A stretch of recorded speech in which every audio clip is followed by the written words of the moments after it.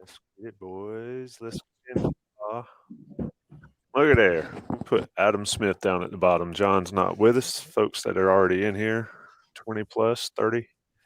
Let me figure out how to stop the streaming soon, and we will get rolling. What's going on, boys? Everybody good? Doing Yeah, great. we live? We are live. All right. Let's roll. Who wants to host tonight? I welcome in to On the Beat Live in South Carolina's premier beat podcast, sponsored by Johnny T-Shirt, JohnnyT-Shirt.com. All right, boys, it's On the Beat Live. We are down a member. John Hubert, producer John, not in here tonight. He has other obligations, but myself, Ross Martin, Adam Smith here to bring you the latest in North Carolina athletics. Where do we want to start, Ross? Football, NC State week, right? NC State week, absolutely. What's going on in Chapel Hill this week? They getting ready for this ball game, you think? It seems Just a little bit. dead. I mean, it seems a little dead. So it happens when you lose. You lose Georgia Tech, and NC State's coming off 2 losses too. It does feel not as much hype. The holidays are here as well. So yeah, I think I do sense a little less hype building up. The Friday game is a little weird too, so the schedule is a little different. But yeah, what do you think, Adam? I'm just reading what Cody McKinney said over here. It's amazing. Oh, Lord. Let me throw it up here. Adam Smith's got a fan. Is that a Ross Martin burner account? Yeah, really. Can I just say that Greg Barnes is an all-timer, but I see hit one out of the park when Adam Smith came on board. Just shows why IC is the best in the business. All right. I needed that one, Cody. I needed that one today, buddy. Thank you. That is a shout out to Cody McKinney for pumping up Adam. Adam, I mean, is it just me, or does it just seem kind of off a little bit? I guess, like Ross said, Carolina loses, State's down. It's still NC State, North Carolina, but it's Thanksgiving and all that stuff. Just seems like a weird time. I just think that the loss to Georgia Tech took some of the air out of the balloon, or a lot of the air out of the balloon from a fan perspective. I mean, just because it was a very disappointing loss, deflating loss. But I mean, I don't think that there's any love lost between these two programs, between the two coaches. I don't think Dave Dorn's the most lovable guy in the world anyway, friendly guy in the world. But yeah, I mean, it does feel like, well, Ross and I were talking, a week or two ago. I think it was when we were in Charlottesville, like, this could be an 11-1 10-1 Carolina team playing a 9-2 NC State team. And I was like, we should probably look up to see if that's the best records they've ever had when they've played each other.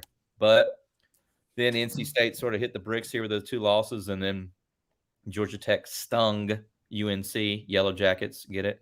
But I still think it's a huge game. I mean, this is rivalry week, and it's the last game of the regular season. But I definitely get and feel what you're saying, Tommy.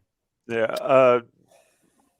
Go ahead, Ross. I was going to say injuries are a big part of this as well, but Carolina seems to be pretty clean going into it. Does that remain the case after what we heard on Monday, I guess, Ross? Well, clean, but yeah, I mean, they lost the whole defensive line. Yeah, three weeks ago, but yeah. No new injuries. Look, I mean, NC State's dropped out of the top 25 rankings. UNC's now back to 18. I guess that was announced today. Was it 17 or 18? That's AP top 25. Somebody tell us there. You got it right, Ross. 18 in the top 25 and 17 in college football playoff. Yeah, it stays out. You thought this could have been maybe a top 10 Carolina team versus you would think supposed to be a top 10 state team, and you thought maybe even with the loss they could be top 20 with star quarterbacks for both teams, but the injuries to State. So I think all those play a factor. But yeah, locally, I think it's still a big-time game. It's on ABC. It's on Friday. There'll be a lot of eyes on it. Just people, hungover from Thanksgiving, tuning in at 3:30 as they're waking up. So yeah, I mean, it's always a big game, right? And you never know what's going to happen. And I think for UNC, we have a lot more to play for. They can get to 10 wins. That's great. 10-2 would be a really strong way to close the regular season. Something to be very proud of, and sets you up for a nice matchup with Clemson, some momentum. I think they need to rinse that Georgia Tech loss away and get focused on these last 2 games, because they can, finish with 11-2 heading to the bowl game. That sounds nice. I think that's very well said. And I think just listening to Ross, I was thinking about it the other day. It's weird. Carolina still has not played a ranked team this football season. I mean, there have been a lot of teams on their schedule that have been ranked, and they've either fallen out before Carolina has played them or jumped in after Carolina's played them. Haven't played a ranked team yet. That is will certainly drag down the rankings and all that stuff. Let's talk a little bit about this matchup. Dave Doran, I think he said, it's nobody's business what my roster looks like or the health of my roster. I mean, I flash back to Larry Fedora time, Ross. You remember where he wouldn't say anything about anybody. I still remember them talking about how Gio Bernard was going to play way back, and he was out for a couple games. But anyway, what you think about old Dave in that kind of approach, trying to gamesmanship on Mack? When do you say that? Is that just this week? In their presser, yeah. It was Monday. Yeah, I mean, football coaches are always paranoid, right? I don't know if that helps. I guess there is some question about who's going to be at quarterback, right? That's the big question. If it's going to be Ben Finley or the Charleston Southern transfer. It looks like to be Finley. He played the majority of the snaps against Louisville. So there's some, that's a big deal knowing who the quarterback is. I don't have any deep thoughts about that, Tommy. I don't know, Adam. Come on, man. You're supposed to get deep. John's not here to drag us along now. I do have always being the nerd that I am, I always print out the game notes. So I noticed in the NC State game notes that MJ Morris is listed atop the depth chart at quarterback. I have no idea how accurate that is. He may very well be out for the year. I don't know if anybody has any intel on that, but I noticed it's MJ Morris, Ben Finley, and Jack Chambers at quarterback, according to the Wolfpack official depth chart over here. That is a story. Let me talk about, if folks have not listened to Calling the Shots this week, it will be tacked onto this podcast after it, audio version at least. The YouTube version's out there, so make sure you check it out. But Ross, Schottmer got into the coaching staff a little bit. Were you surprised there? Yeah, I was a little nervous about including that in the title too, and then tweeting it out too. He said the team got outcoached against Georgia Tech, and he was on the staff last year, so he knows almost everybody in that building outside of Jack Bicknell, probably. I mean, he played underneath Gene Chizik, so yeah, he was brutally honest. It's good for him getting to the media game to call out the staff like that. But he said in-game adjustments and keeping the team focused in the game, they were a little outcoached and didn't serve the players as well as they could have after they got up and not putting the pedal to the metal to just take Georgia Tech out of the game.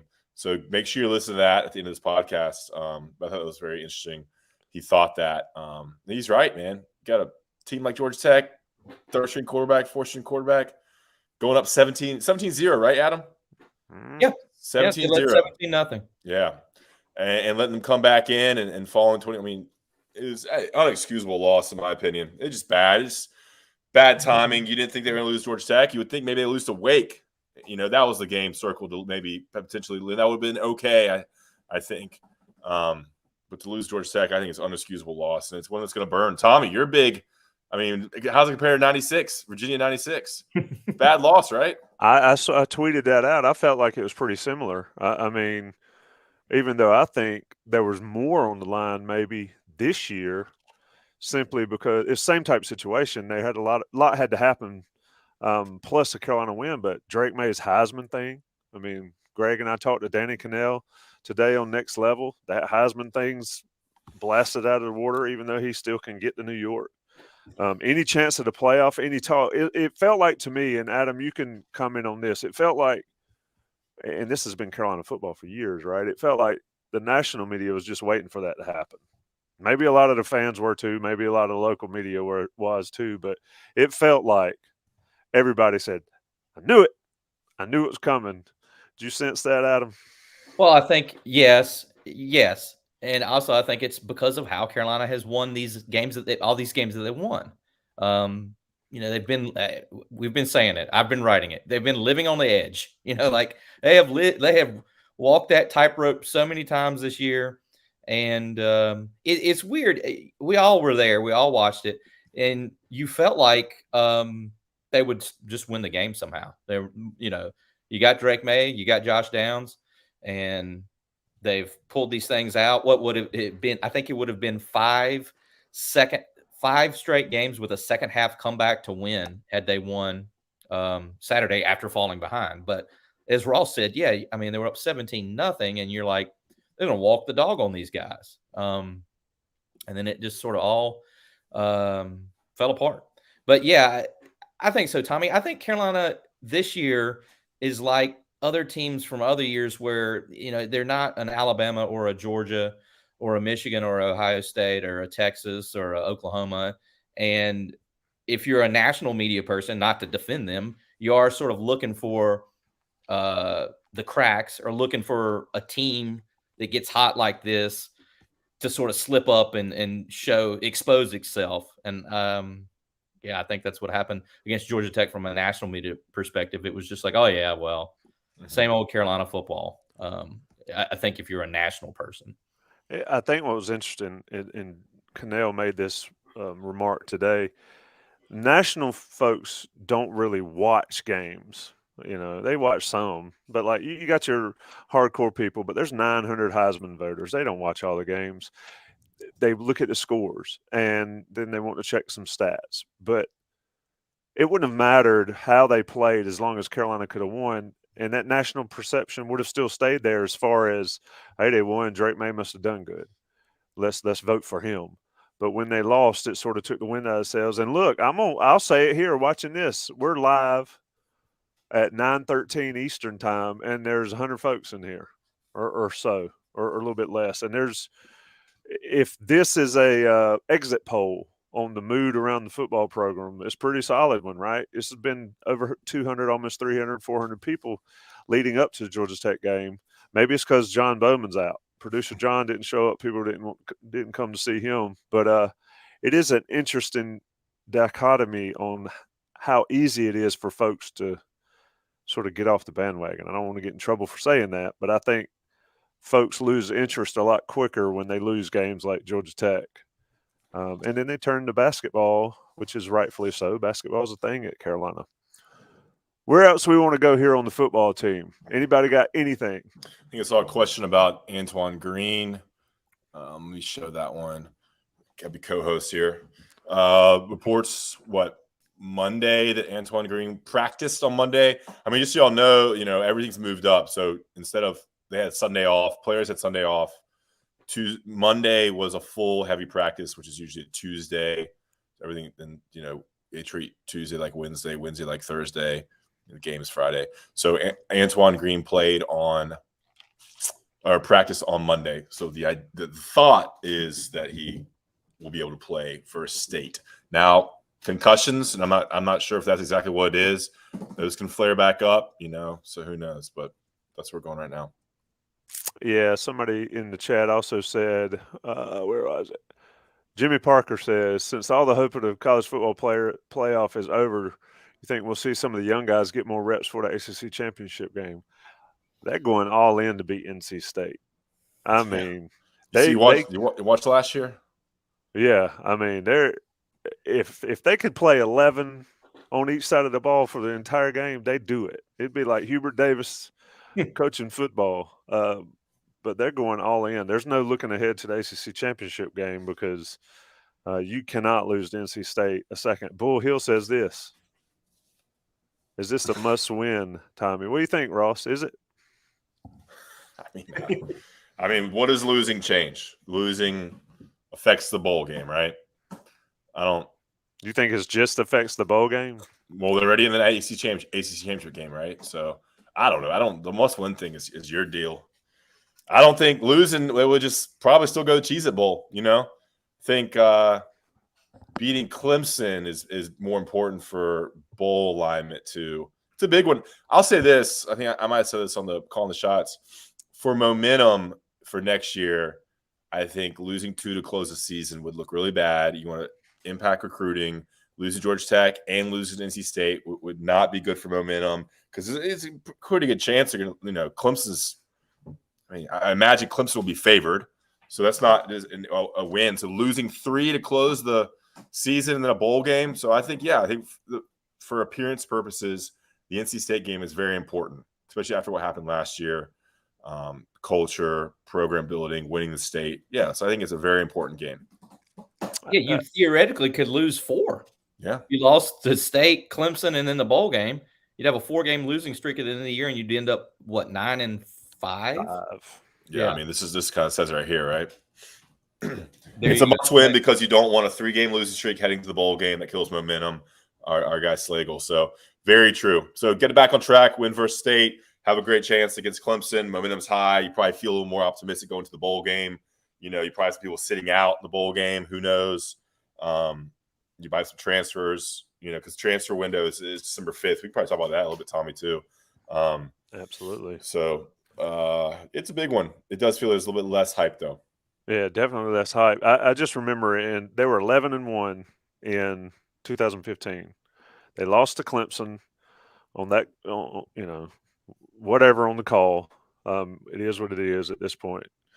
And then they get run out of the building by Baylor. And nobody, at least the hardcore fans that Inside Carolina folks are, really could remember that they won 11 games that year. You know, that's where we're at this season, and I don't disagree there. I mean, you win 11, weak schedule, you play great, you lose to South Carolina, run the table, which was pretty impressive there, and then so we're in the same type situation here. I just don't think you can lose to NC State and talk anything. I mean, last year was bad enough. Last year was a fluke, a Russell Wilson Hail Mary that would have landed in the first row had our guy Denoris Searcy not batted it back in, giving him a hard time about that plenty of times. This is the same type of situation. They cannot turn around and lose to NC State. Let's talk about transfer portal, Ross. Mack's been pretty honest and open about it and has told people, hey, if you want to go, go. But differently, and I think this is pretty interesting, if you want to stay and play in the bowl game and be a part of it, stick around. Yeah, that was a comment from Mack on Monday. I thought that was interesting as well. That, you know, you got to think there's going to be some players that are in the transfer portal for playing time purposes. Just think about each position group and then think about who's not playing. And those are probably guys that are going to have conversations about leaving. But Mack said, you know, if you want to stay and play in the bowl game and practice with the team and help them win, he's gonna welcome that. He said he wouldn't have done that 2 years ago, but times have changed. And then you got to think that UNC will try to go out and get some people too. It's harder for UNC to get people in than some other schools. They have to either be graduate students or young, so 1 or 2 years into college, because they can't get them in with the credits into a major. Like, it's just harder to get into Carolina. So that's why, you know, I think last year they wanted to get a wide receiver. They couldn't find someone who could get in. That's the issue too. But you would expect them to have some heavy interest with Drake May from a young wide receiver, a grad school wide receiver, I would think. I think a safety. I think O-line, depending on who wants to leave. I think D-line. You're losing Raven Hasek. You're losing Noah Taylor. It'd be nice to get another edge rusher. Chris Collins is gone. So December 5th it opens, and that's the Monday after the AC Championship game, right, Adam? So it's busy. And then signing day is 21st of December. So, and the bowl game is going to be at some point after Christmas into New Year's. Yeah, Adam, people keep asking who I was going to transfer, who do we think was transfer. I have no idea. I can imagine a few. Be careful what we say here, I think. Yeah, so there will be no speculation. I will say that. Somebody asked, does Gaynor officially have a 7th year? It's an interesting question, Slagle. You've been paying attention. Adam, what you think about the transfer portal? Good or bad for Carolina this year? And will it be a net positive when it's all said and done? Impossible to predict. But I would say that what Kyle Huntsinger is saying over here, I mean, we don't want to speculate at all, but you would think that the person he's mentioning here, who is the backup quarterback, would be a candidate for that, unless he's having a great time as a student at UNC and backing up Drake May. I mean, Carolina's a great place to go to school. So I don't know. Yeah, I mean, I think that is a point that needs to be stressed, what Ross said about the difficulties UNC has had getting transfers because they have tried. And look at the transfers that they have on the roster now. The 3 starters that they had and have Noah Taylor from UVA, Corey Gaynor from Miami, Spencer Rolland from Harvard. Like they're not able to take, who was it? Georgia State, I think, that Carolina played, where they had something like 15 transfer. They're just not able to do that. It's just an impossibility with the way the credits are set up and the school aspect of the whole student athlete thing is set up.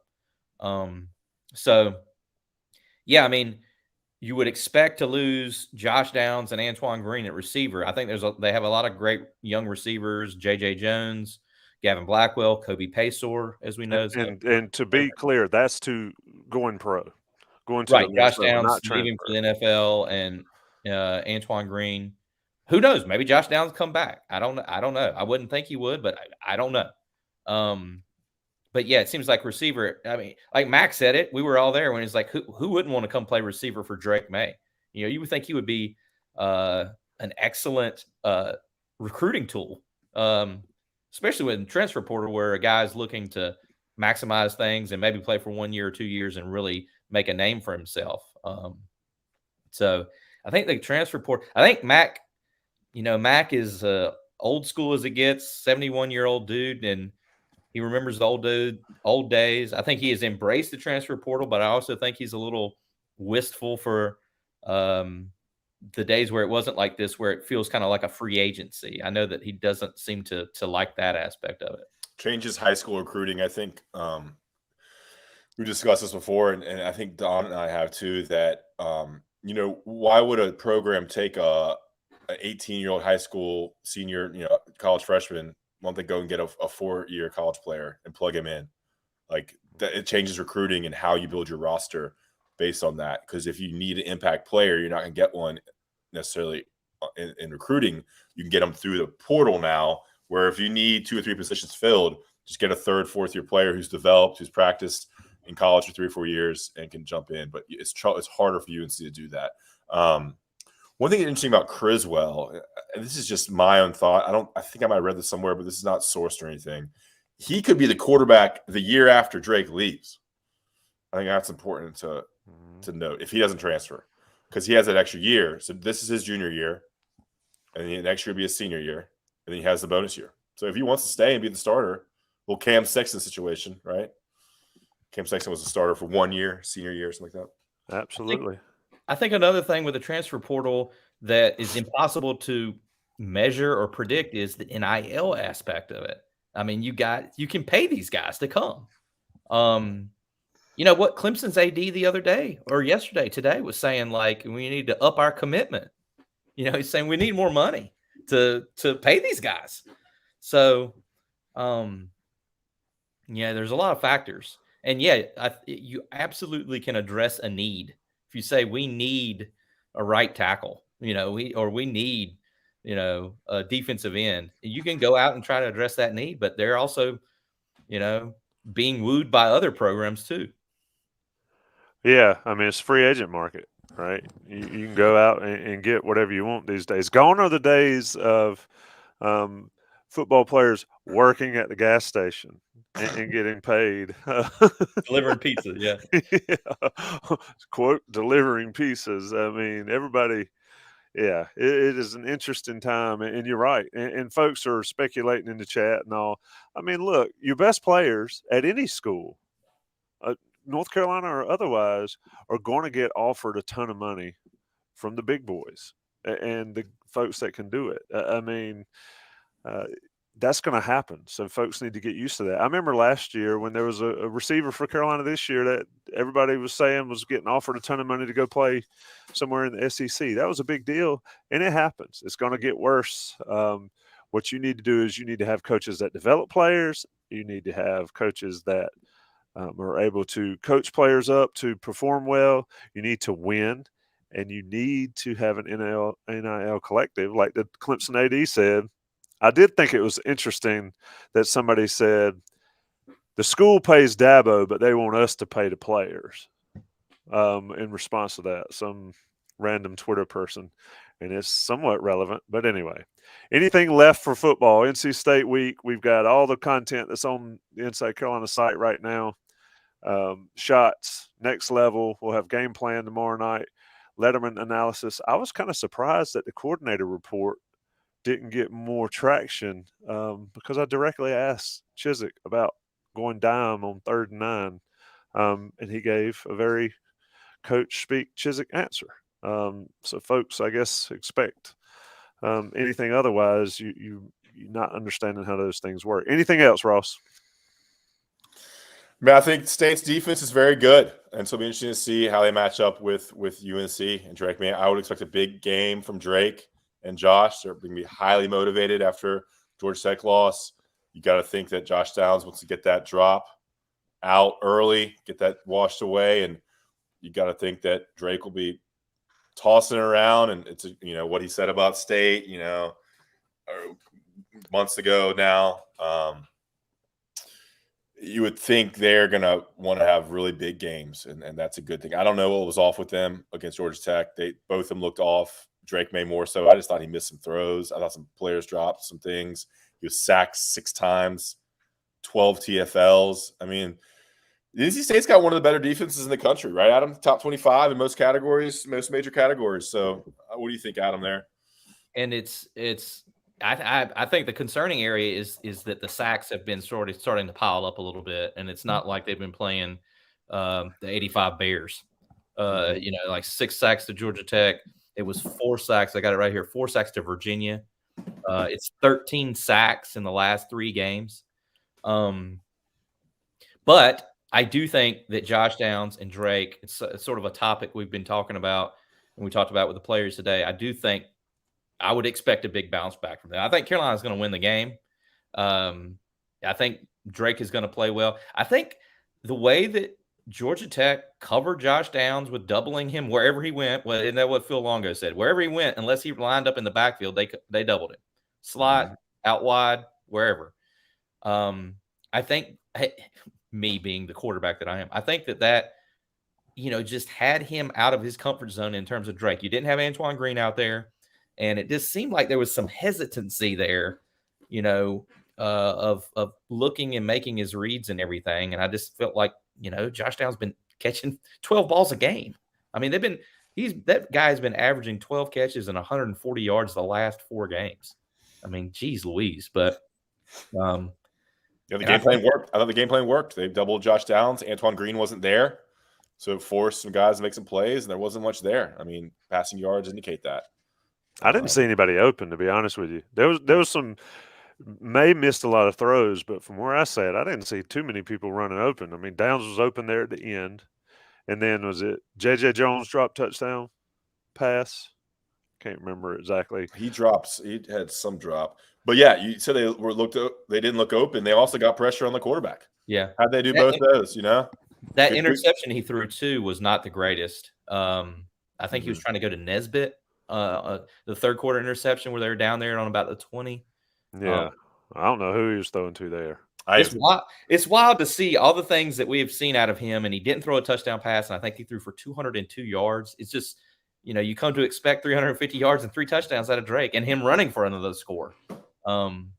So very uncharacteristic. And Ross is right. I mean, that NC State defense is physical too. What did Phil Longo say? Like, you have to be violent and physical to be able to win a game like this. I do think it's a must win. They're all must wins. There you go. You're coming around. I think they've got to get it done Saturday or Friday against NC State because you don't want to go into Clemson off of 2 losses. Keep everybody healthy.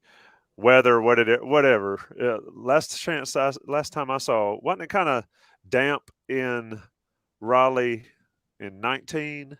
We were coming back from the Bahamas, Ross, and Javante and Michael Carter went nuts. It was a rainy night. There was no one there. Yeah, so especially not after they went out to get their beverages at halftime, they'd stayed out. Anyway, Carolina and NC State Friday at 3:30. If you need a poncho or a sweatshirt or all those type things, you got Johnny T-Shirt and JohnnyT-Shirt.com. Take care of you. Go visit them on Franklin Street if you're in town for the game on Friday. It's officially holiday season, Christmas season, I guess, on Black Friday. Go by and see them. You got your crew neck on tonight, Ross? You don't? Just a regular old kind of sweater here, light sweater. He no crew necks for Ross tonight, but they got the crew necks all over. They got the jerseys, the NIL stuff, anything you need online or in person at Johnny T-Shirt. Alumni owned, operated. Very good friends of Inside Carolina. Very good friends of you, the Inside Carolina premium person, Ross. Yep, Blue Shark Vodka here. And shout out Connor Barth and people at Blue Shark Vodka in Wrightsville Beach, a local independently owned vodka company. Smoothest vodka in the world. I saw somebody in the chat mentioning they tried it. Very accessible price point. If you're drinking vodka this holiday season, make it Blue Shark Vodka. Make a little punch, a little cocktail.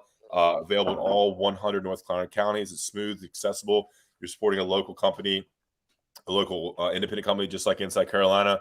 So if you're going to go out there and drink some vodka, be responsible, make it Blue Shark Vodka. And now we'll have some national ads. We'll be right back with some basketball talk on the beat as UNC heads into some real games out in Portland. Welcome back to On the Beat Live, 9:32 on the East Coast. Ross Martin, Adam Smith, Tommy Ashley. Portland, is it the Phil Knight Invitational? Is that what it's called? Because I know they had the Phil Knight Legacy. That's the one Duke and Gonzaga are in. Legacy is all in the same arena? Is it all the same arena? Three different arenas. But they mix them up. They're all like, depending on what game it is. Like the Carolina bracket plays at the Moda Center on Thursday. Like all the teams in the invitation in PKI play at the Moda Center where the Blazers play. And then the Legacy is playing over at Veterans Memorial Coliseum, which I think is the older one. Mm-hmm. Ross might know better than I would. I think that's the place where the Blazers used to play, Veterans Memorial, back in the Jack Ramsey days. There's a Chili Center, too, which I guess the women are playing there or something. I don't know. A ton of basketball going on in Portland. Carolina and Portland on Thanksgiving Day. Ross, you mentioned real games. I agree with you. I think the first four have been sort of a preseason type atmosphere. Hubert Davis was not pleased after Gardner-Webb, and that week he sounded much more pleased after James Madison. Do you think Carolina is playing as well as they need to going into this tournament, because they're going to see some ramped up competition here? I thought they looked pretty good on I was actually sitting courtside on Sunday at noon. The days are running together with the crossover season here. But, I thought they looked pretty sharp. I thought you saw a throwback Armando from 2021-22 season, just a beast inside, triple team, going through fouls, scoring through contact, rebounding, dominant, 23 rebounds, I think 19 points. It's good to see that kind of fire out of him, the trash man. And I think RJ is the most important player on this team. I mean, he was sharp, controlling the game, grabbing rebounds, defense. I mean, I think he is the key to this team. Those are my two takeaways. And they just look better. I think it was Hubert Davis said it was the first real half. Best half they played was the first half. But Adam's been in all the games, so I'll give him a chance here. I haven't covered all of them. But that was a good step as they head to Portland, where they will face Portland on Thursday. You would think they win that, and they play the winner of Iowa State Villanova. Who knows what happens there? And then they could play a combination of UConn, Oregon, Alabama, or Michigan State. And those are all, Power 5 kind of programs. Adam, your thoughts against JMU? Well, I think my thought is what you were saying is that I asked him that it was, was the first half your best half of the season? Because I feel like the first half against JMU and then the second half against College of Charleston, when Armando had 27 points in the half and they scored 59 in the half, and they shot, I think they missed 8 shots total from 2-point range. Those are like the two best halves that they've played. And the other ones have sort of been slogs and grinders against these mid-majors. But Hubert did, as Ross said. Hubert said, yes, I think that the first half played against James Madison, I think they got to a 21-point lead was how the highest they got it. Was he felt like their best half of the year. So, I mean, they've played UNCW, College of Charleston, Gardner-Webb, James Madison, the CAA, the Big South, the Sun Belt. I think now we're going to find out, at least here in late November, moving into early December, what this Carolina team is made of right now.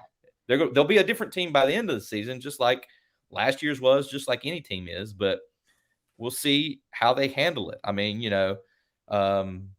if they play Villanova on Friday, I mean, Villanova is going to defend the hell out of them. They're going to get up inside, up into them. So I think it's going to be interesting. I'm looking forward to see just how they respond to an elevated level of competition, playing against the big boys now, and they still do have that number one by their name. So I just think it's going to be interesting to see what they have right now, and then what they can work on moving forward.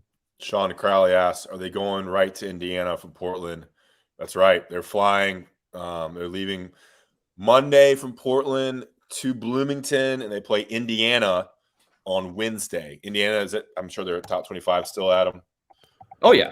I'm still on football brain here. And last time they went to Indiana, they got raced out of that place. And you got 2 first-team preseason All-Americans in Armando Bacot and Tracy Jackson. I mean, it's Tracy Jackson. It's TJD. Somebody can correct me in the chat if I'm saying it wrong here.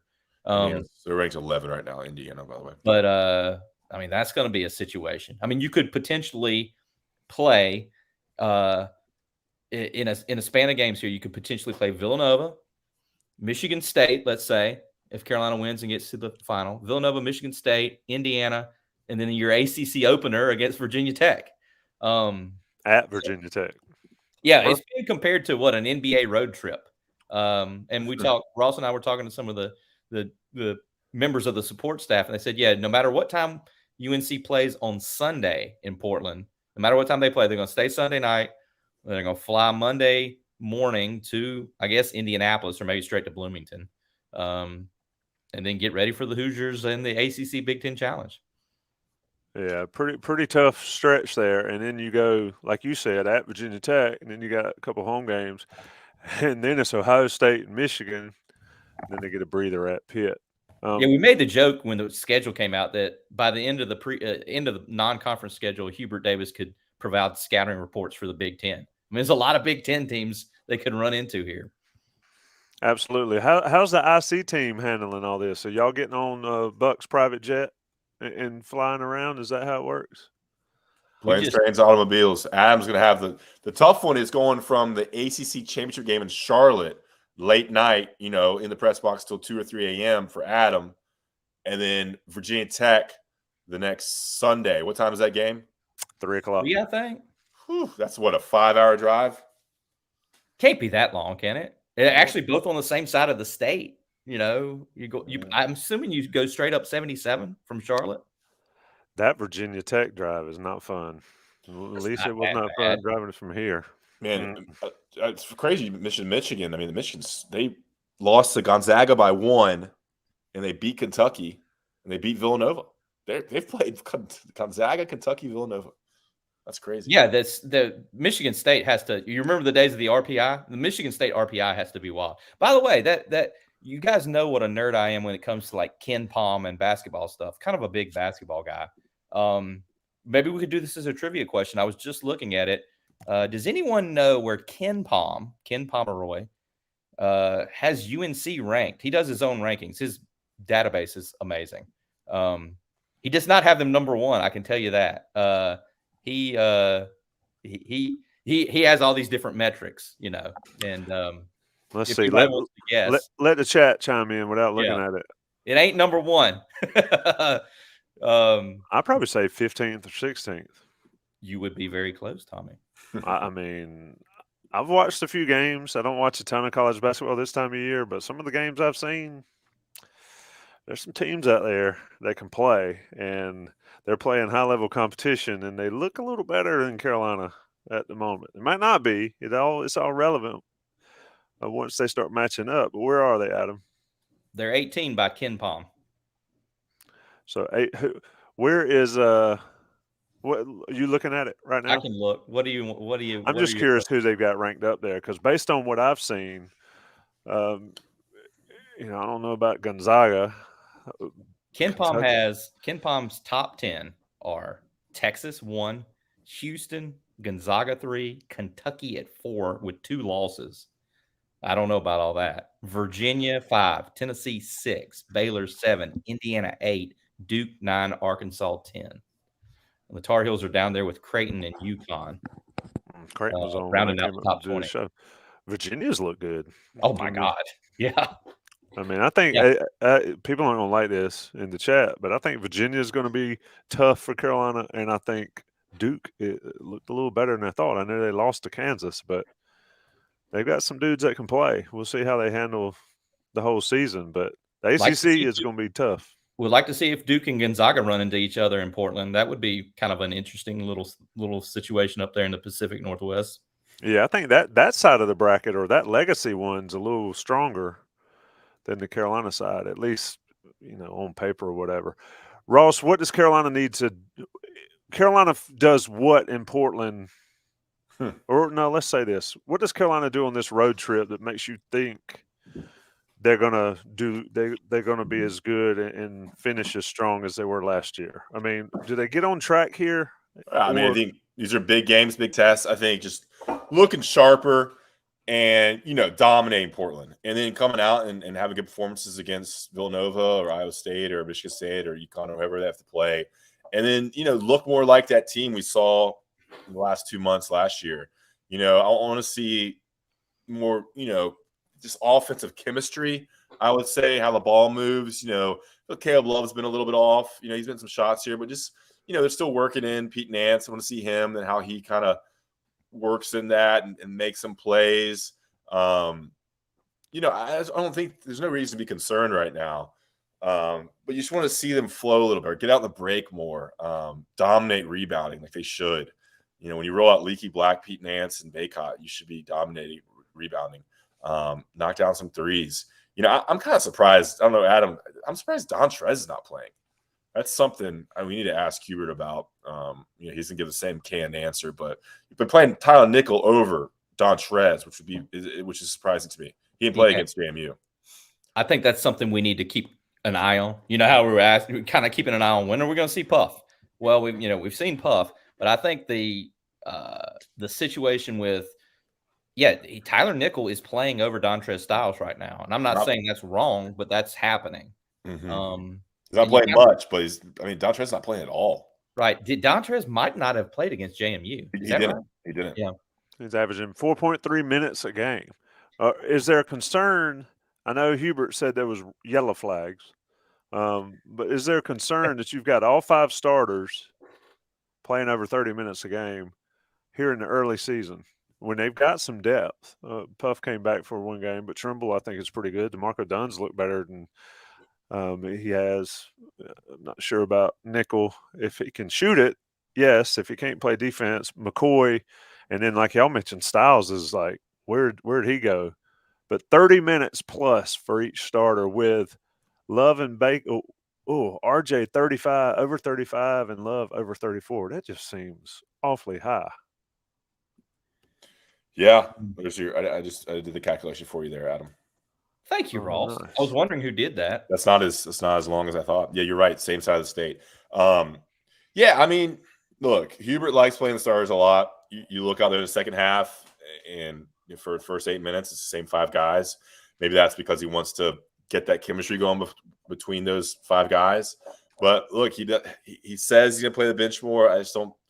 He likes rolling with the guys. We are seeing Trimble a good amount, and you got Puff now playing more, and Puff playing over Dontrez too. So that's another thing to kind of study. But man, if you don't practice well and if you're not good, you don't play. I mean, look at Kerwin Walton last year, non-existent after starting as a freshman, non-existent. So if you're not doing things that he likes, he's not scared to bench you.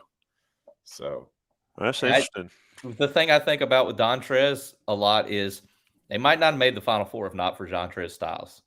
And I mean, the shot that he hit, the 3-pointer he hit to open overtime against Baylor, because as Armando said to us that day, hey, the ship was sinking. Yeah.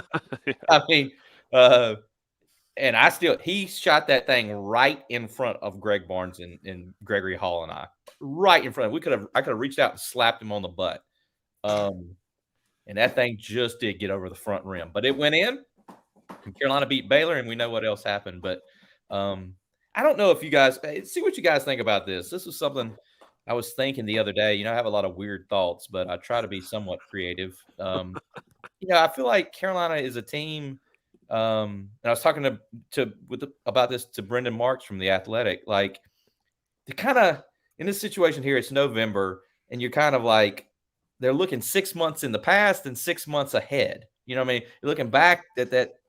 How could you not still kind of be feeling some of that magical run to the Final Four? And then you're looking ahead to March when everybody, you know, how your season will be measured. I feel like they're just sort of in a weird little limbo where they have to, you know, you have to settle into the season and everything, but it's kind of impossible not to concentrate on some of these games when you're playing Gardner-Webb. You know, like I don't know if that makes any sense about looking back at 6 months and looking ahead, but I just kind of feel like that's where they are in some ways.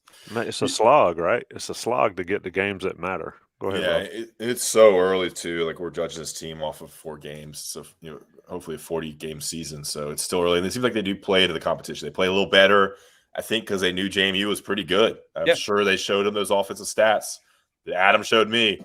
You know, second in the nation in scoring. So it seems like they're playing. So they'll be ready, I think, in Portland. I think going on the road too is a good bonding experience. You kind of, you know, you feel like it's us against the world on some of these road games, especially in Indiana. So it's exciting time.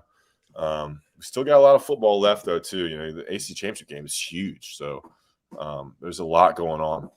Last time Carolina played a neutral site game in basketball, we know where it was. Superdome. New Orleans. Yep. I don't have anything else, boys. Carolina State Friday. Carolina and Portland for the Thanksgiving weekend. Y'all going in the football game, Tommy? Who wins the football game Friday? What's the score? I don't know if I can go there this early in the week. Oh, okay. I know. Still got to watch some film. Still got to give them. I picked Carolina to beat State in preseason, and I've held those. So I think they win. I'll pick Carolina. I think they win. Better quarterback. That's the key in college football. Wasn't true against Georgia Tech though. Yeah, I like how Mack said it was you, wasn't it, Adam, that said something about the 3rd or 4th string quarterbacks, and he was like, "Yeah, so did Georgia Tech." Mm-hmm. It was some question I asked him. I was just trying to figure out, like, how much film are you having to watch? You have to watch all 3 of these guys who could play. Like that. Yes, Chiswick about Ben Finley. Yeah. Yep. Yeah. Like, do you watch his high school tape? Yeah. Interesting take. I think they better win, or you know, there's going to be some severe catcalling. It's one thing to lose to Georgia Tech. It's another to lose to NC State, especially after last season. I've got nothing left. Slagle, to quote Dave Doran, "It's none of your business the health of our roster." Dave Doran. Happy Thanksgiving, folks. We'll be back with the Game Plan podcast tomorrow night, Wednesday. Check out Ross's Calling the Shots, all of Adam's work on Inside Carolina, Danny Cannell on Next Level, plenty of stuff going on in Inside Carolina. Shop Johnny T-shirt and get your Blue Shark vodka. Ross, Adam, I appreciate it. Happy Thanksgiving. Hey guys.